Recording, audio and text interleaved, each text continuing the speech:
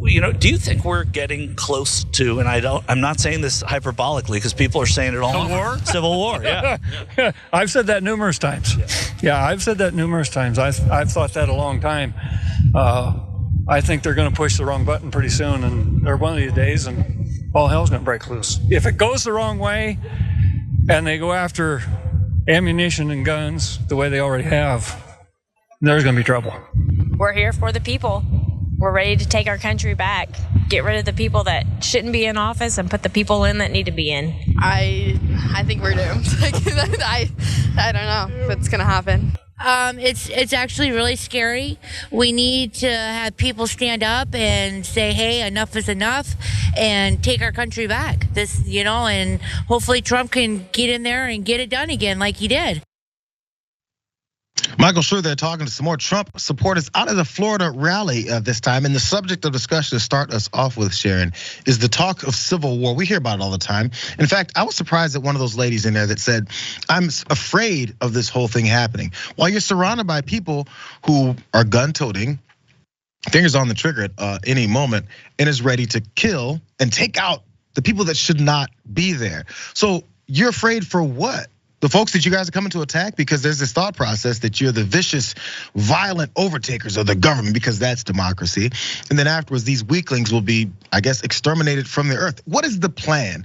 I want to discuss between each one of these, Sharon. So this talk of civil war, are you afraid of this? Do you see it coming to fruition? And if it does, how does that even work? I've always asked that question. They just like this as this fantasy, in my opinion. I think we're already at civil war. We saw installment 1, the first battle was January 6th. Okay, the plotting, the planning was before that. We're already there. And it's interesting because when you hear these people's comments, minus invoking Trump's name, they could be on the other side. We're afraid. Democracy hangs in the balance, whatever. It's crazy talk, but I think we are already not on the brink of it. May not be declared, but we are at war. Cold civil war? I mean, backing random candidates that are not gonna run for president, but still there's more, because these folks were talking about more on the violence, more on hate speech, since we're talking about how they're talking and what they're concerned about. You may not be surprised to see their thoughts on what hate speech looks and sounds like. The civil war, they want civil war. Who's they? The globalists. Let's go there. Tucker Carlson was on the other night. He said, in his opinion, there's no such thing as hate speech in America.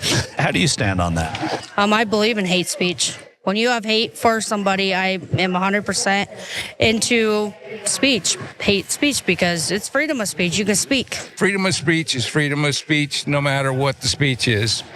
It sounds terrible. I mean, you might want to cover your kids' ears, but it's still freedom of speech.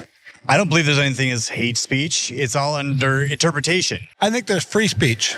I think hate speech is just a term they dreamed up to keep other people from talking, saying what's on their mind, for the most part.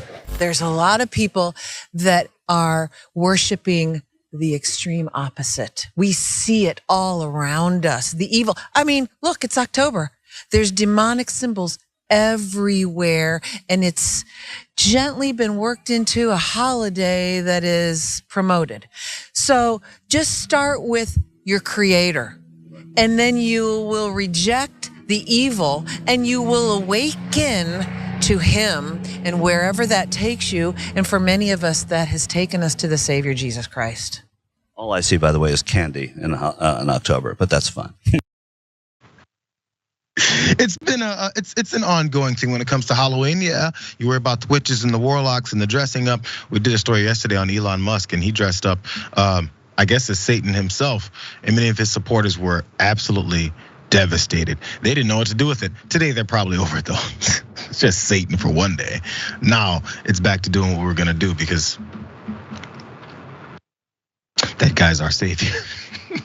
I'm tired of these folks. Actually, let's go to one more of these. Michael Schur wanted to talk to this other day. She's very godly as well. She's also a MAGA woman and a supporter. And she has some theories about what the country was founded on. Godly, founded on. Go. We were talking about that coming up here. As kids, we only knew trick or treat.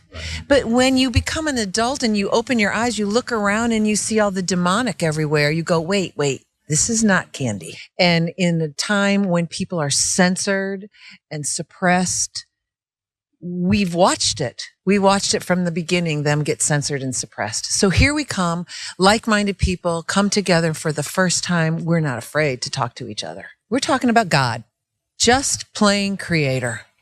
Everybody has one, has him.